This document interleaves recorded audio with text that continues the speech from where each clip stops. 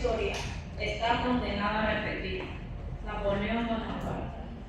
Muy buenas tardes, damas y caballeros. Continuamos con nuestro ciclo de ponencia y le damos la más cordial bienvenida a este seminario, organizado sabemos que por la Facultad de Derecho y Ciencias Políticas del Centro Regional de Colón, y también en coordinación con la Magíster María Espada y el grupo Soy DCPS3. El tema central que nos convoca es vigencia y protección de los derechos humanos del siglo XXI. Y bajo el lema Derechos Humanos sin fronteras, por y para todos. Me presento ante ustedes, mi nombre es Kenia Bustamante, estudiante de la Facultad de Derecho y Ciencias Políticas, y el día de hoy, en honor de moderadora, les acompaño en la siguiente tabla. Asimismo, damos inicios a las siguientes exposiciones. Nuestro primer expositor posee licenciatura en Derecho y Ciencias Políticas. También cuenta con una especialidad y maestría en Derecho Procesal, posgrado y maestría en el Sistema Penal Acusatorio, especialidad y maestría en entornos virtuales de aprendizaje. Cuenta también con diplomados internacionales en el área de Derecho Constitucional sobre el control de la justicia constitucional, constitucionalismo y derechos fundamentales, derechos humanos. Actualmente, el licenciado está cursando estudios superiores en grado de doctorado en la Universidad de Panamá. En cuanto a sus actividades intelectuales, nuestro expositor posee y se destaca como abogado en ejercicio con amplia experiencia laboral, docente de la Universidad de Panamá y docente de ISAE Universidad en las sedes de Panamá, Darién y Lucas del Toro, contribuyendo así a la formación académica en diversas regiones de nuestro país. Con el tema Derecho Laboral nos acompaña el Magíster Yesid Buitrago, a quien le indicamos que cuenta con aproximadamente 1 hora para su exposición y luego dentro de este periodo abriremos un compás de 30 minutos para preguntas y respuestas. Recibámosle con un fuerte aplauso al Magíster Yesid.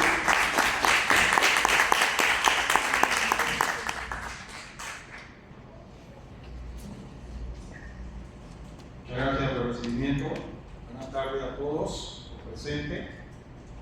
En esta oportunidad vengo a conversarles un poco sobre un tema puntual relacionado con los derechos humanos. Un tema puntual que, si bien es cierto, a nivel internacional contiene un desarrollo amplio y que internamente nosotros adoptamos como país que pertenecemos a las convenciones internacionales. En este caso, la Convención Americana de los Derechos Humanos y asimismo otros pactos que, si bien Panamá ha podido ratificar. Bien, el tema en mención sería el derecho laboral como derecho humano en Panamá. ¿Sí? El derecho laboral, si bien a nivel constitucional, según nuestra Constitución Política de 1972, con su última reforma del 2004, establece y reconoce el derecho laboral dentro del título tercero, conocido o denominado Garantías Fundamentales y Sociales de los Individuos. El capítulo del derecho de trabajo como tal forma parte entonces de este título tercero constitucional. ¿Qué queremos indicar? Que el derecho constitucional contempla como una rama del derecho social al derecho laboral que está debidamente tipificado, debidamente sustentado dentro de la Constitución política. Este tema que guarda relación o me han designado para desarrollarlo, ¿verdad?, en conmemoración al Seminario de Vigencia y Protección de los Derechos Humanos en el siglo XXI. Por favor. A manera introductoria, le debo indicar que el derecho laboral es fundamental, ¿sí?, para todas las personas que están dentro de un Estado o de un país.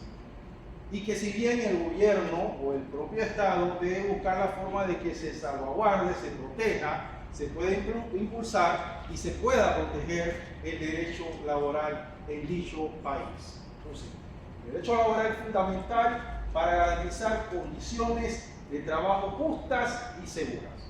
Si no tuviéramos una jurisdicción de trabajo, si no tuviéramos normativas en materia de derecho laboral, si el derecho de trabajo no se establece dentro de la Constitución política, definitivamente no se pudieran entonces garantizar estas condiciones de trabajo justas y seguras.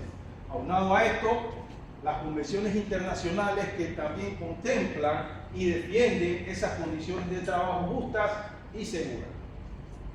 En Panamá se han establecido normativas y tratados para poder proteger los derechos de los trabajadores.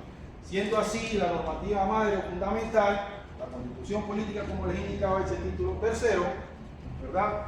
Encontramos entonces el capítulo del derecho al trabajo, tenemos nuestro Código de Trabajo y asimismo tenemos el Ministerio de Trabajo, que es el ente regulador de la jurisdicción de trabajo en Panamá en primera instancia. Por favor. Partamos entonces del marco legal internacional. Sí, el derecho de trabajo no solamente se reconoce internamente. Panamá, ¿verdad?, adopta mecanismos, declaraciones, instrumentos y convenciones internacionales para poder entonces darle esa relevancia, ese valor y esa ponderación de derecho social que forma parte de los derechos humanos a nivel mundial. Entonces tenemos primeramente la Declaración Universal de Derechos Humanos en el artículo 23 y 24 que establece y reconoce el derecho de trabajo, ¿verdad?, como un derecho humano. Adicional a esta Convención Universal de Derechos Humanos, tenemos los convenios de la OIT que reconocen dentro del derecho de trabajo los subderechos que forman parte de ese derecho principal, ¿verdad?, que es el derecho de trabajo. Tener en cuenta que los derechos sociales son los que buscan restablecer en la sociedad, valga la redundancia, ese valor y esas necesidades sociales con que cuentan las personas dentro del Estado. Siendo así, entonces tenemos el convenio 87 de la OIT, que va a salvaguardar los subderechos del derecho de trabajo, en este caso, la libertad sindical y la protección del derecho de sindicación. Entre otros convenios de la OIT que vale la pena mencionar, son muy bien reconocidos por el Estado panameño, tenemos el convenio 98 de la OIT sobre el derecho de sindicación y de negación colectiva. Pero ¿quién viene a hacer esto, profesor? Libertad sindical, negociación colectiva, derecho de sindicación, derecho de la protección del derecho de sindicación. ¿Cómo se establece primeramente a nivel internacional y cómo recala, ¿verdad?, dentro de nuestro derecho interno? Bien, el convenio 100 también de la OIT, que busca la igualdad de remuneración en este sentido, de que así como la persona trabaja, también tiene derecho a un salario que se ajuste a el trabajo que está realizando. El convenio 138 de la OIT sobre la edad mínima de admisión al empleo. ¿Cuál sería la edad mínima de admisión al empleo en los distintos países? Por ejemplo, en la región de Latinoamérica. En el caso de Panamá, la edad mínima para la admisión de empleo en nuestro país, ¿cuál sería? ¿Sería ilegal o sería injusto que un menor de 12 años estuviera realizando un trabajo? ¿Cómo entonces se salvaguarda este derecho de admisión de empleo y desde qué edad ya la persona o el joven, ¿verdad?, puede entonces participar en materia de derecho laboral concerniente a un empleo? Por favor. Veamos ahora el marco jurídico interno del derecho laboral en Panamá. Primeramente, tengo que hacer mención del bloque de constitucionalidad. El bloque de constitucionalidad no es más que los convenios internacionales que se subsumen o forman parte gracias a un artículo 4 de nuestra Constitución política, en la cual Panamá acata los derechos internacionales. ¿Sí? Gracias a ese artículo 4 tenemos y a otros artículos como el artículo también 19, como también el artículo 17, que busca al final reconocer esos convenios internacionales ratificados por Panamá en lo que es el bloque constitucional. Parte también entonces de nuestro derecho interno, ahora viene la constitución política, que está al mismo nivel de los convenios internacionales ratificados por Panamá.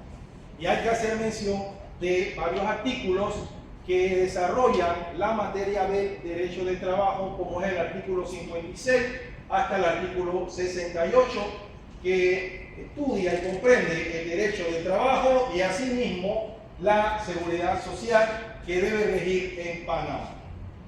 Tenemos el Código de Trabajo de Panamá, que es el que de igual forma regula internamente todo lo relacionado en materia de derecho de trabajo, y tenemos instituciones relevantes también, como es el Ministerio de Trabajo, ¿verdad? Se habla o se indica que el Ministerio de Trabajo juega un rol paternalista, que si bien busca salvaguardar el interés de los trabajadores, es decir, que está a favor de los trabajadores y no de la empresa. ¿Sí? Se lo planteo entre comillas. Bien.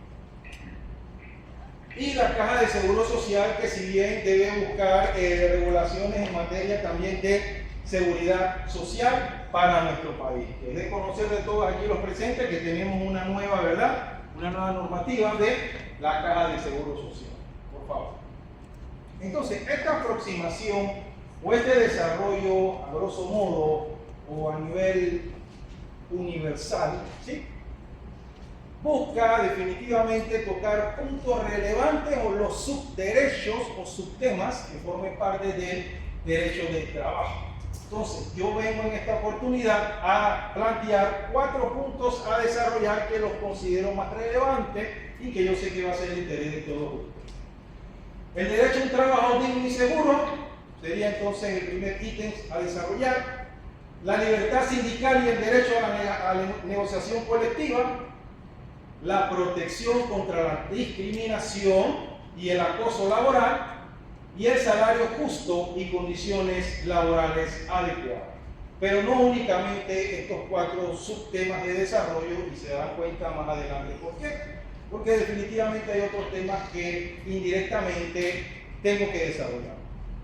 Por favor. Derecho a un trabajo digno. ¿Qué comprendemos o qué se entiende por un trabajo digno? ¿Cómo sería ese trabajo digno? ¿Cuál es la importancia de un entorno laboral seguro y saludable? ¿Sí? ¿Qué sería un trabajo digno para una persona? Un trabajo digno sería un trabajo que esté bien remunerado, ¿verdad? Con una ley de salario mínimo que rija en nuestro país, que si bien es cierto se compare con otros países y que también tenga una especie de competencia con otros países.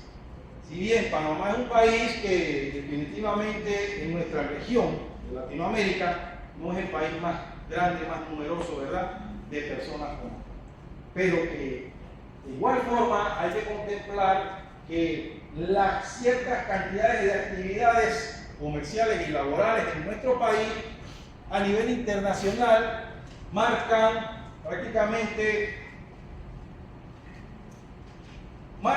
de una manera significativa a nivel internacional. Sí. ¿Por qué? Porque tenemos empresas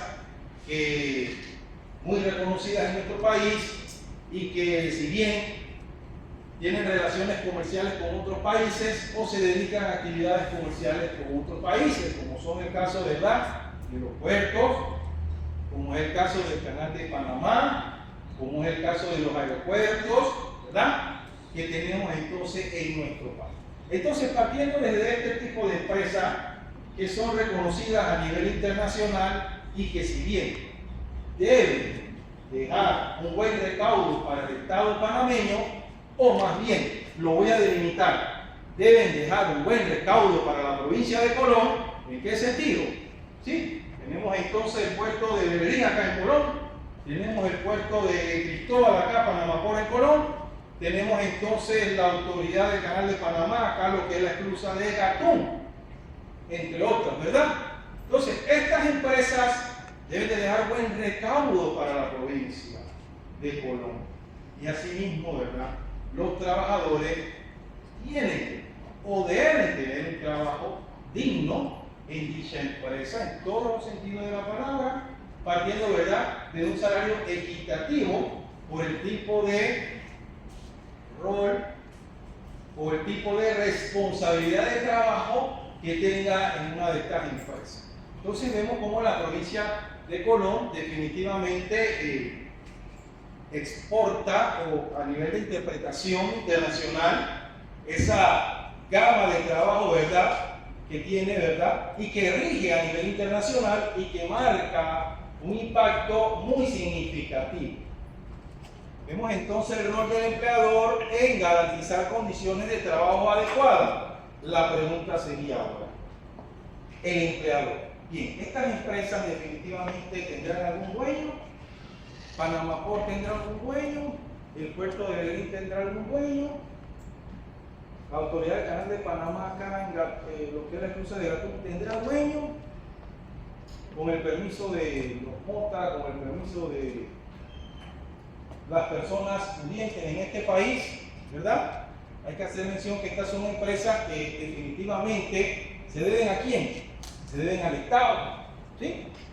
Y que hay que reconocer que ninguna de estas personas que he mencionado son dueños de estas empresas. Entonces, como tal, el empleador que viene a ser en este sentido, ¿verdad?, la junta directiva, el administrador y asimismo los secretarios que administren estas empresas deben de velar que los trabajadores tengan, así como un trabajo digno, también todas las condiciones necesarias para que se pueda entonces establecer un trabajo digno, ¿sí? Partir desde lo más alto, ¿verdad?, dentro de la provincia de Colón, que hay que reconocerlo, y que de igual forma debe ser fiscalizado si en efecto, ¿verdad?, se está dejando ese buen recaudo dentro de la provincia, ya que asimismo la provincia queda a nivel internacional en muy alto renombre, ¿verdad?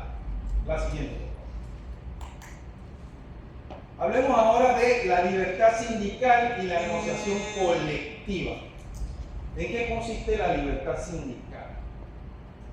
Todo trabajador puede pertenecer a un sindicato sin una coacción del empleador, del supervisor, del administrador de dicha empresa. ¿Y por qué es importante la libertad sindical, profesor? La libertad sindical, ¿verdad?, es la oportunidad de participar colectivamente dentro de una asociación que busca que se puedan defender, ya sean derechos, ya sean prestaciones, ya sean conquistas, ya sean mejoras en materia, ¿verdad?, de derecho laboral. Todo lo conveniente lo va a buscar al final esa libertad sindical que tiene toda persona de pertenecer entonces a una asociación, en este caso a un sindicato. La importancia de la negociación colectiva en la mejora de condiciones laborales. Resulta que las convenciones colectivas son acuerdos entre los trabajadores y asimismo los empleadores o la administración, que busca definitivamente ganar y ganar ambas partes. Así como ganan los trabajadores, también debe ganar el empleador, ¿sí?, a tener en cuenta. ¿Y quién participa en esta negociación colectiva? Definitivamente esa asociación, o que le damos el poder, ¿verdad?, como trabajadores, para que nos puedan representar y participar en las mejoras de condiciones laborales, ¿sí? Siendo así, entonces, la importancia de la negociación colectiva, que va a tener una participación notoria por parte de los trabajadores, en este caso, ¿verdad?, el sindicato. Pero ¿qué pasa con los trabajadores que de repente no están obligados? Porque el derecho universal de libre elección, yo decido si yo me quiero sindicalizar o no, yo decido si yo voy a entrar a un sindicato o no, ese es mi derecho, ¿verdad? Nadie me puede obligar. Definitivamente la importancia y el efecto que va a tener esa participación. Porque el día de mañana que se consiguen estas conquistas, estas condiciones de mejoras laborales, al final, si yo no estoy de acuerdo con algo Pero si yo no participo, entonces yo no voy a tener esa oportunidad de emitir concepto, porque yo nunca di la oportunidad ni elevé mi punto de vista sobre dicha situación de mejora. Entonces, ¿qué les quiero indicar? Que se tiene que tener esa participación. Independientemente, goce de esa libertad sindical, es un derecho que lo puede utilizar o que bien no lo utilice, pero tenga entonces esa participación. La libertad sindical se reconoce a nivel internacional como el derecho Weingarten. Esto viene de Estados Unidos. Esto de libertad sindical viene de Estados Unidos, conocido como el derecho Weingarten, y viene a ser una persona que representa y defiende los intereses de un trabajador, especie de un abogado, ¿sí? Un sindicalista o representante sindical. Rol de los sindicatos entonces en la defensa de los derechos humanos. Los sindicatos son importantes a nivel internacional en materia de derechos humanos. Claro que sí. Tenemos al colega, ¿verdad? Saúl Méndez, que en su oportunidad denunció a nivel internacional una situación que se está dando aquí en el país, que es de conocer de todos nosotros, ¿sí? ¿Cómo Saúl Méndez, entonces, el licenciado Saúl Méndez, se le brinda esa oportunidad de llegar y denunciar? Porque pertenece en efecto, ¿verdad?, a un sindicato muy reconocido en este país, que está muy bien organizado, que si bien es oído por esta instancia internacional, definitivamente sí, porque es parte del rol de los sindicatos en la defensa de los derechos humanos.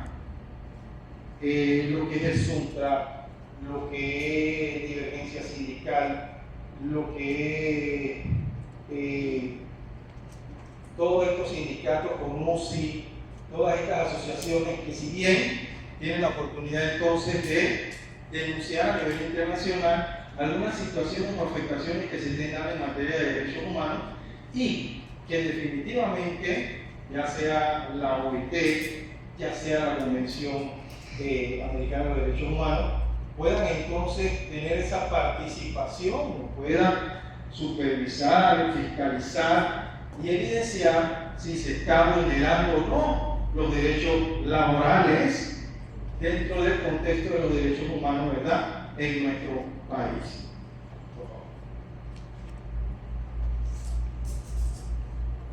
Bien, a nivel internacional, estas convenciones van avanzando, se van modificando, se van actualizando, ¿sí? Y se van reconociendo afectaciones en materia de derecho laboral. Entre esas afectaciones tenemos la discriminación y el acoso laboral, algo que, según la tendencia actualmente, se ha ido desarrollando y ampliando cada vez más. Inicialmente ya se contaba, ¿verdad?, con este tipo de afectaciones, pero no estaban debidamente reguladas en nuestro país. Hoy en día, así como el Código de Trabajo, así como la Constitución Política, así también como el Ministerio de Trabajo, le hacen frente a esta problemática, ¿verdad?, que se da en una relación de trabajo, ¿sí? ¿Quiénes son los afectados? Los trabajadores o las trabajadoras, ¿verdad? ¿Qué se entiende por discriminación y acoso laboral? Que solo se tome en cuenta, y este tema del género, que lo voy a tocar más adelante, que solo se tome en cuenta para un puesto de trabajo a un hombre y no a una dama. Estaríamos interpretándolo como algún tipo de discriminación. Sería un tipo de limitante para los derechos de las mujeres hoy en día. Llama mucho poderosamente la atención que en nuestro país, por lo menos en el órgano judicial, actualmente, ¿verdad?, contamos con ¿cuántas magistradas del órgano judicial que conforman el pleno? ¿Cuántas serían? ¿4 o 5? 4, ¿verdad? Entonces ya hay una participación más notoria que anteriormente no teníamos. ¿Cuántas presidentes de mujeres hemos tenido en nuestro país? 1, ¿verdad? Entonces, cada vez más se le va reconociendo ese derecho que tiene la mujer, que tiene que estar al mismo nivel, porque anteriormente nos indica la historia que la mujer debería ser sumisa, ¿sí? Y en materia hoy en día de derechos de trabajo, ya la mujer no puede ni debe ser sumisa. Y en ese sentido se le tienen entonces que reconocer esta garantía social y constitucional de derechos humanos.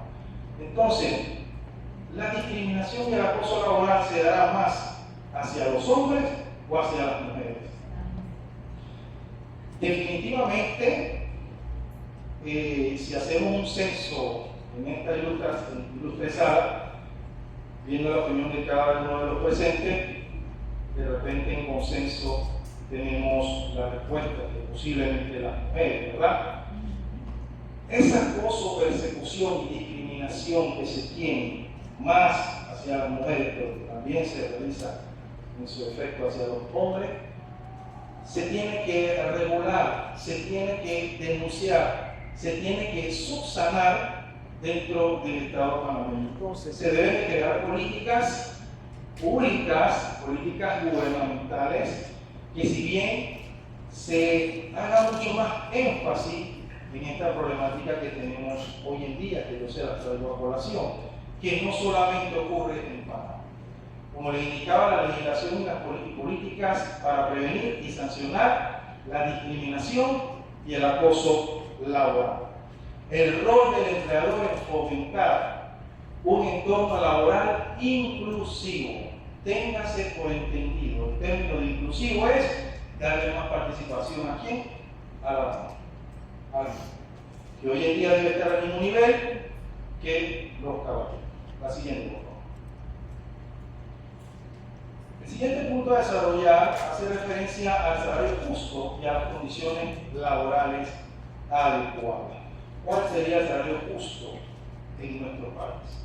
¿Cuál debe ser ese salario mínimo que un trabajador debidamente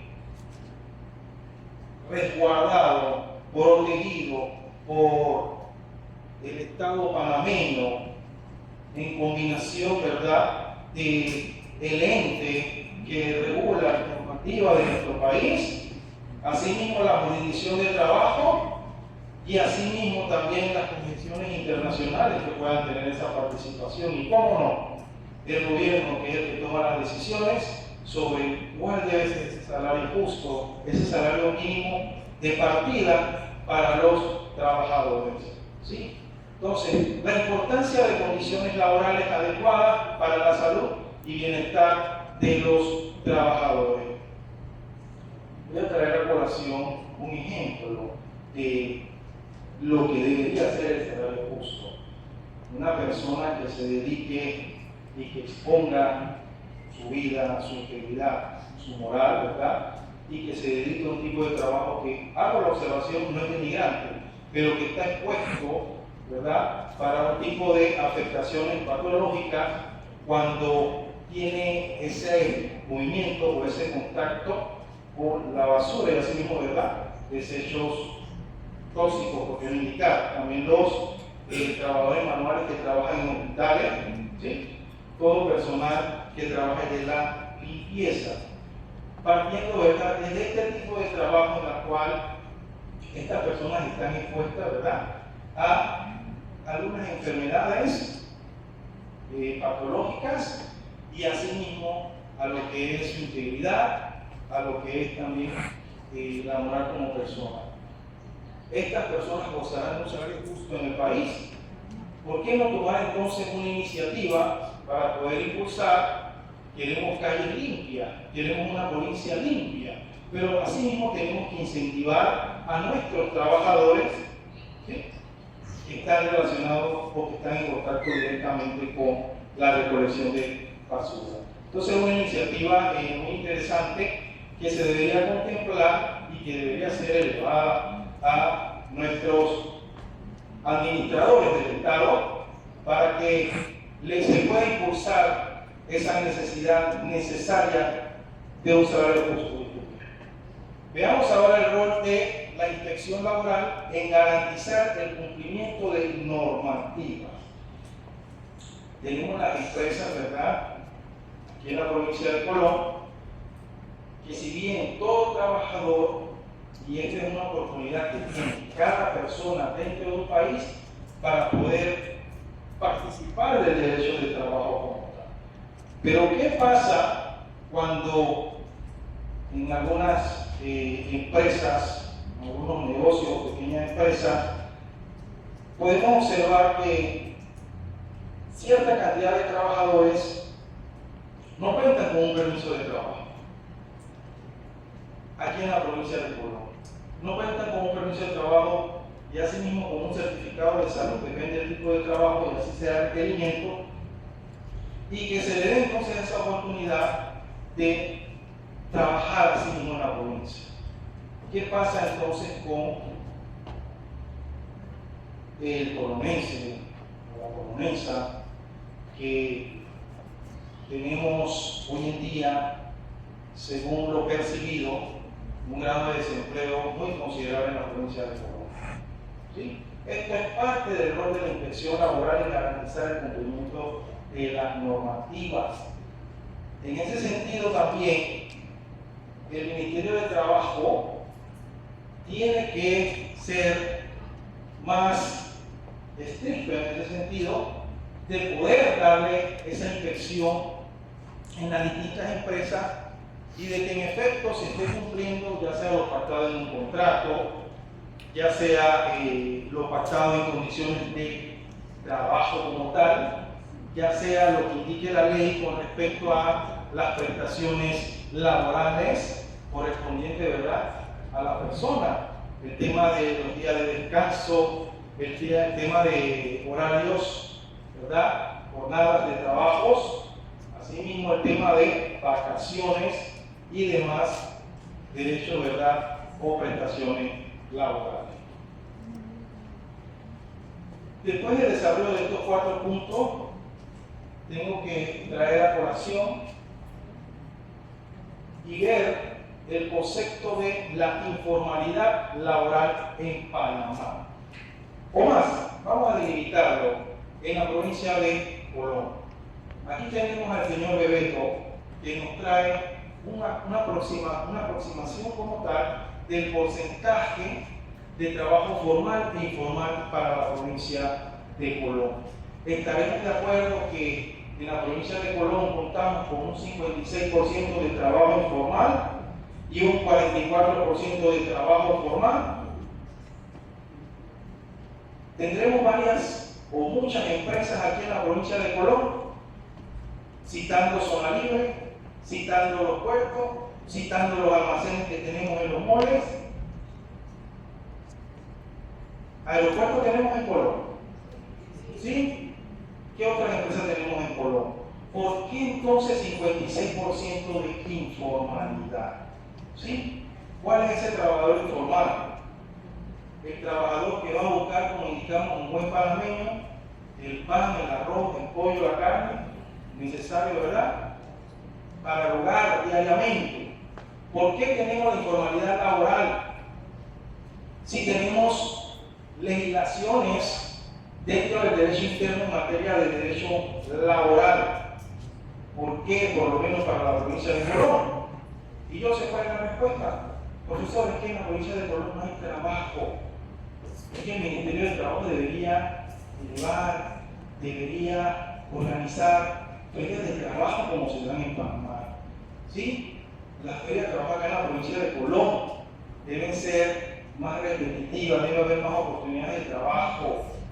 En ese sentido, debería haber entonces más concientización de nuestras autoridades que residen en la provincia, de poder tomar esas iniciativas y de tener convenios marcos necesarios, ¿verdad?, que impulsen el trabajo para la provincia de Colón. Esto podría ayudar definitivamente a que se pueda subsanar, porque yo veo como una problemática el 56% de trabajo informal. ¿Por qué? Porque ese trabajo informal el día de mañana no va a tener derecho a unas prestaciones laborales, pero el que trabaje de forma formal sí tiene un debido contrato y así mismo tiene el goce de sus prestaciones laborales. ¿Que debe ser minimizado la informalidad laboral? Definitivamente sí. Pero es con la ayuda, ¿verdad?, y participación de nuestros gobernantes para la provincia de Córdoba. Causas y consecuencias de la informalidad: el desempleo, ¿verdad?, las pocas oportunidades de trabajo que tenemos, ya sea en la provincia o en el país, y asimismo, y no por quitarle oportunidades a nuestros hermanos extranjeros que nos acompañan dentro de nuestro país, dentro de la provincia, pero sí cumpliendo con el requerimiento necesario para poder participar en materia de derechos de trabajo, es decir, tener un trabajo digno y justo, siempre y cuando tenga los debidos requerimientos a cumplir. Para las políticas y estrategias que puedan reducir la informalidad laboral, como bien les indicaba, que se creen entonces políticas que impulsen el incremento de oportunidades de trabajo, así mismo en nuestro país. Tenemos una brecha salarial de género. Aquí en la presentación podemos observar cómo el hombre puede ascender más rápidamente que la mujer, o por lo menos es la interpretación que se tiene, ya sea en un puesto o un cargo oficial, o ya sea asimismo en ese salario que pueda tener, ¿verdad?, que es mucho más, un salario mucho más oportuno para el hombre que así para la mujer. ¿Cuáles serían entonces las causas y consecuencias de la brecha salarial? Bien, lo que sucede es que el hombre puede realizar cualquier tipo de trabajo.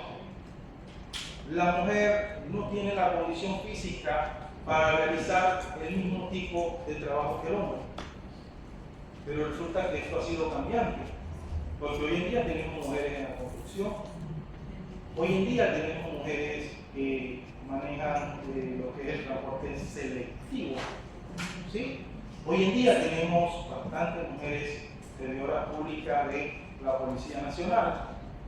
Hoy en día tenemos bastantes mujeres que de igual forma trabajan en algunas compañías de seguridad. ¿Cómo entonces se puede mejorar esa brecha salarial de género si hoy en día las mujeres están al mismo nivel, están en ese nivel top? Son mujeres atrevidas, ¿verdad?, que participan y nunca le van a decir que no al trabajo. Entonces, ¿cuáles serían esas causas definitivamente? Esas causas son causas impuestas prácticamente por la costumbre, la tradición que hemos tenido como país.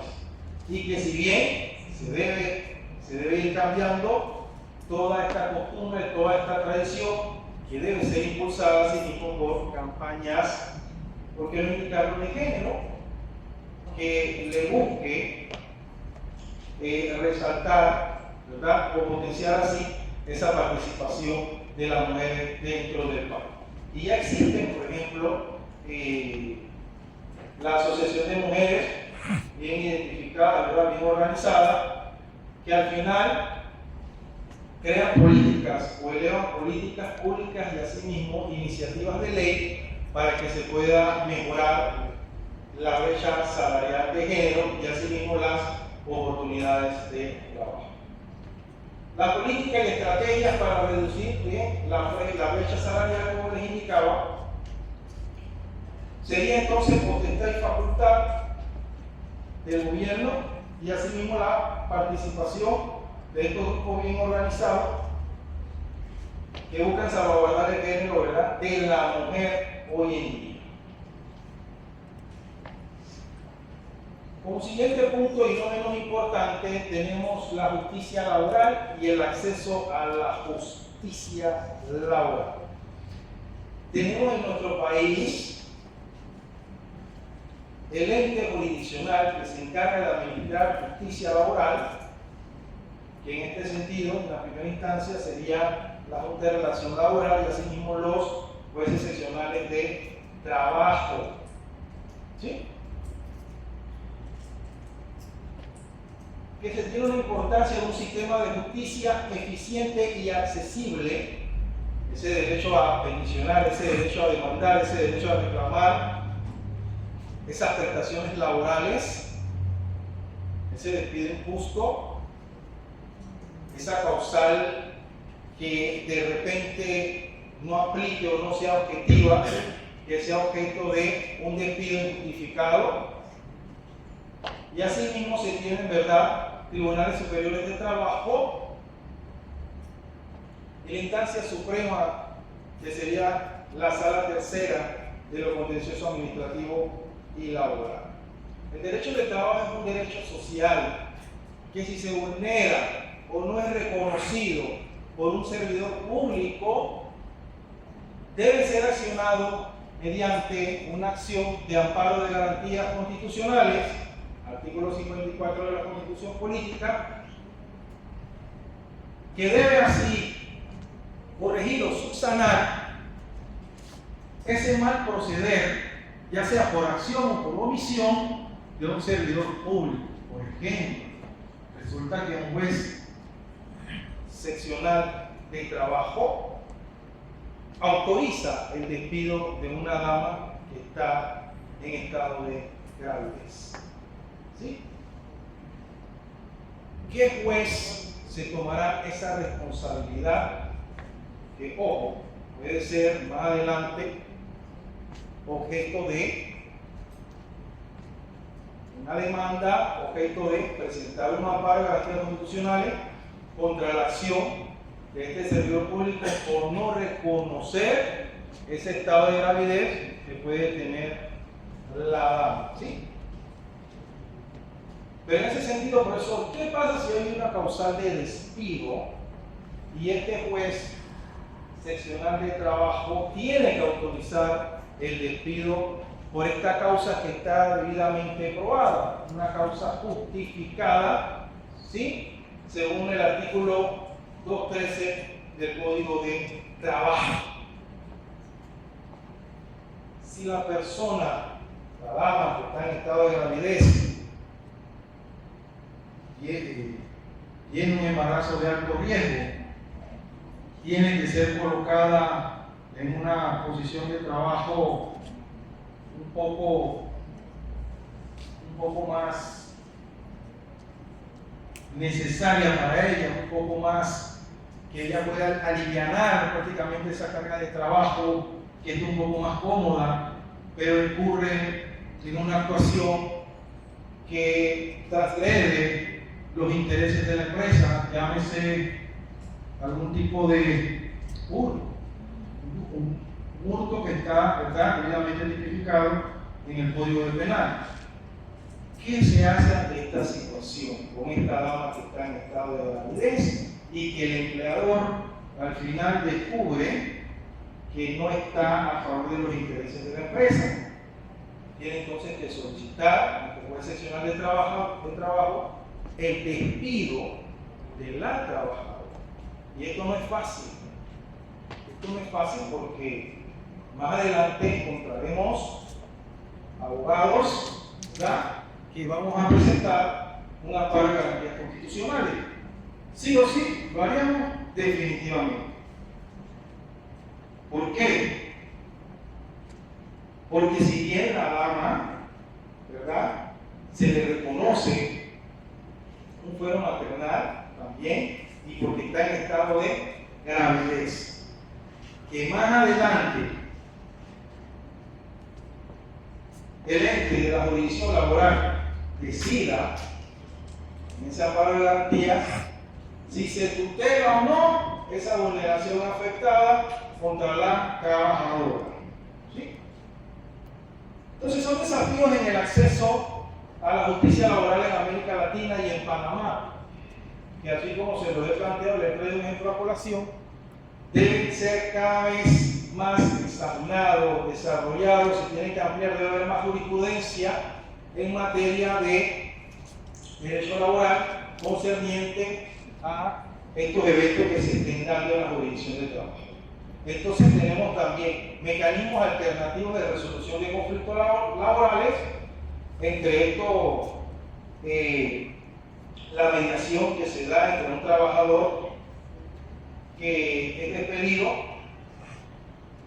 y que no aceptó un mutuo acuerdo en su momento y que definitivamente él exige todas esas prestaciones laborales que en derecho le corresponden. Llámese la indemnización y el pago de preaviso. Resulta que en una mediación se puede llegar a un acuerdo.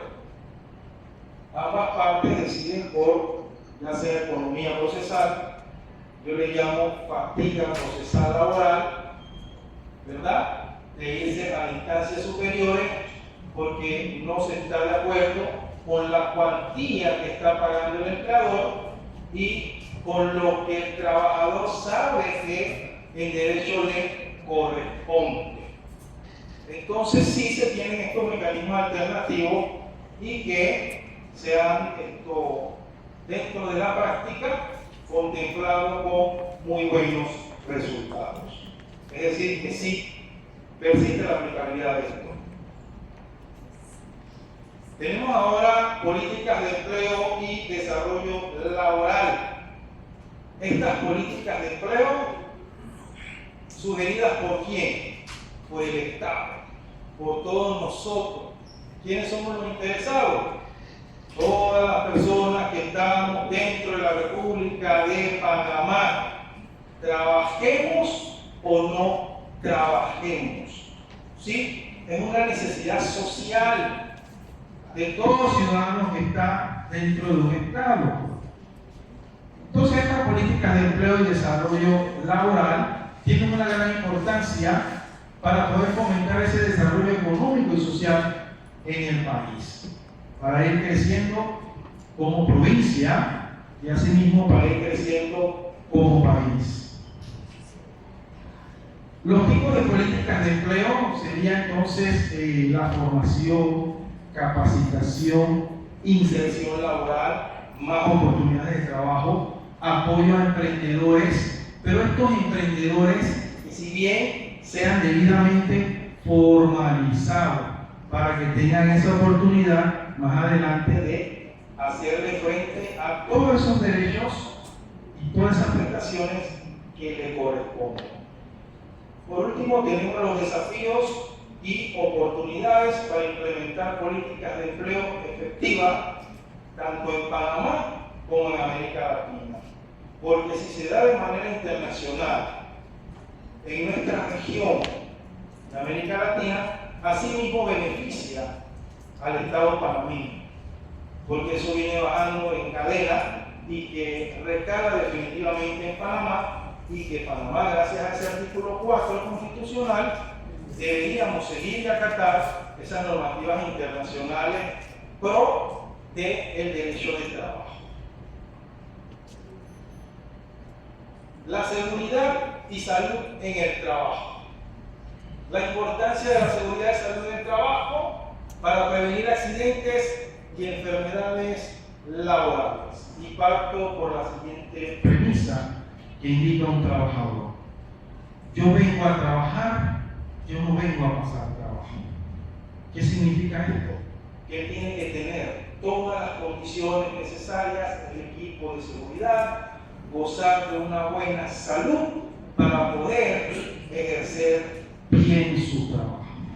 Un trabajador que tenga una enfermedad, una padecimiento de salud, un padecimiento de salud, definitivamente no va a poder estar al 100% de su productividad y lo que espera entonces el empleador.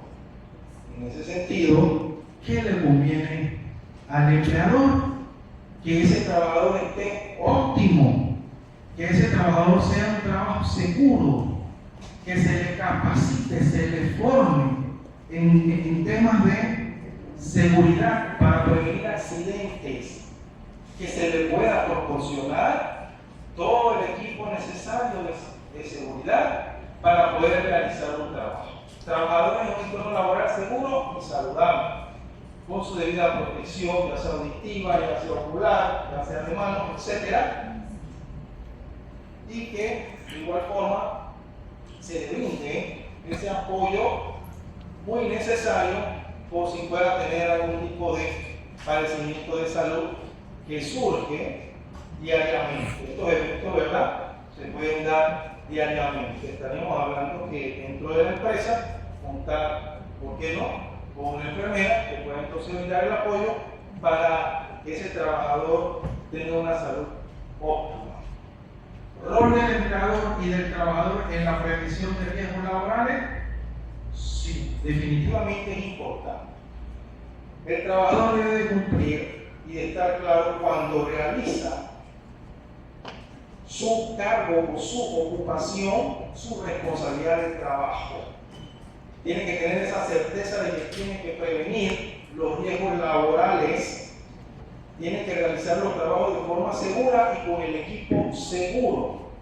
Si no tiene el equipo seguro, el hecho de que se interprete que el trabajador se está rehusando a realizar un trabajo no quiere decir que definitivamente sea tomado en cuenta para poder aplicar algún tipo de represalia contra el trabajador, siempre y cuando el trabajador pueda sustentar o argumentar que por seguridad y para prevenir un riesgo laboral no puede realizar dicho trabajo.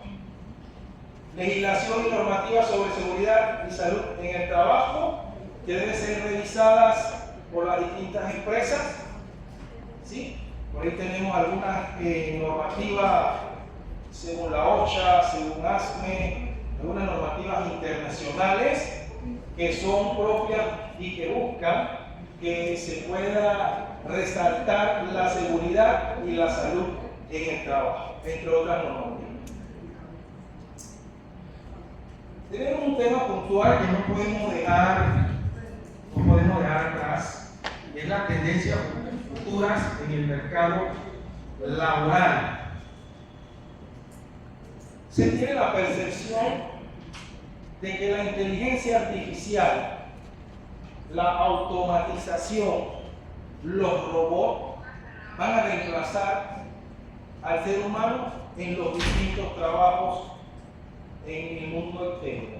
Este es algo preocupante que llama poderosamente la atención y que con una simple premisa que es elevada a nivel internacional en nuestro país nosotros estamos siguiendo detenidamente. ¿Cuáles son esos retos futuros del derecho laboral en América Latina y en Panamá? ¿Cuáles son esos cambios demográficos y tecnológicos que tenemos en nuestro país? ¿Cuál será ese impacto en el mercado laboral? Si tenemos la oportunidad, no sé si aquí en la provincia de Colón, pero en Panamá algunos comercios, como en el caso de comercio de River Smith, comercio de restaurante Don Lee, ya tienen robots automatizados, ¿verdad?, que se encargan de repartir los alimentos hacia los clientes. Y definitivamente, por más que pensemos que un robot no puede superar la mente humana, definitivamente es una situación preocupante y que nosotros quisiéramos, ¿verdad?, darle ese seguimiento, porque imagínense, sin enviar actualmente no tenemos tantas oportunidades de trabajo. ¿Qué se espera para el día de mañana?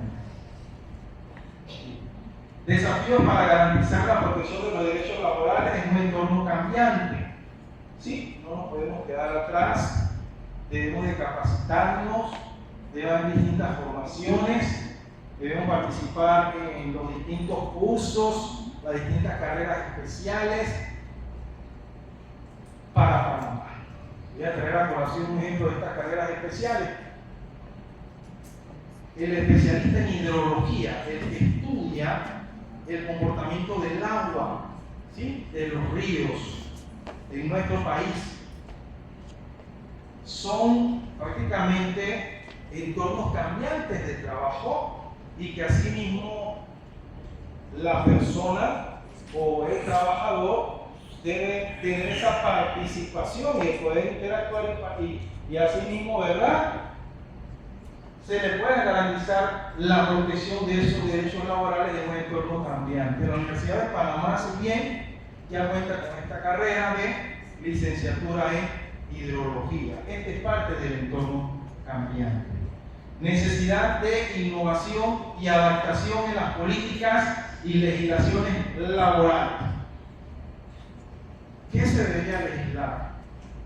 ¿Qué hacemos con este tipo de trabajos informales o comercio, según la interpretación concerniente a el trabajador del transporte selectivo?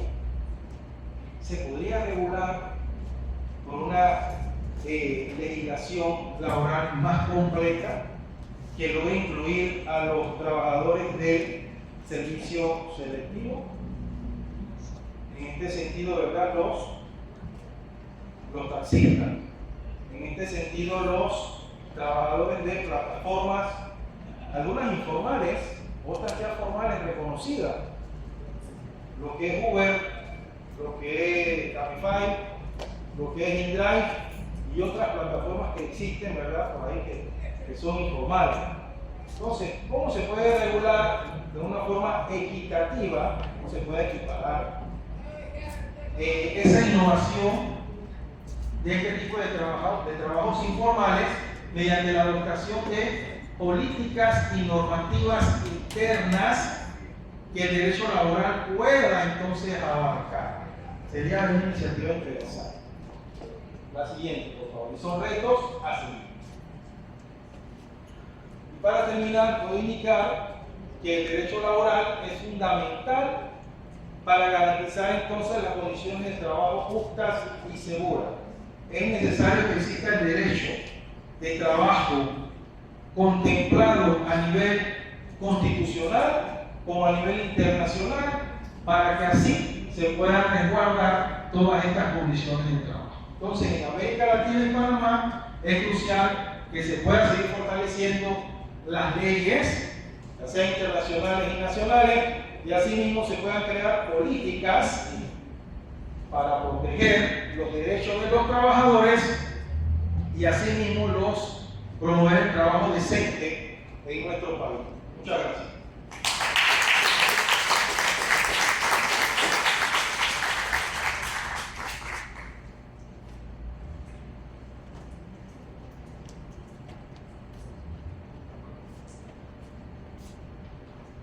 Ciertamente ha sido muy enriquecedora esta ponencia del Magister Buitrago, y siento que para nosotros como futuros profesionales es muy importante este tema, y viendo muchas irregularidades que se dan en el país, nos ha ampliado el conocimiento y agradecemos al profesor por compartir este momento con nosotros. Ahora vamos a proceder al compás de preguntas.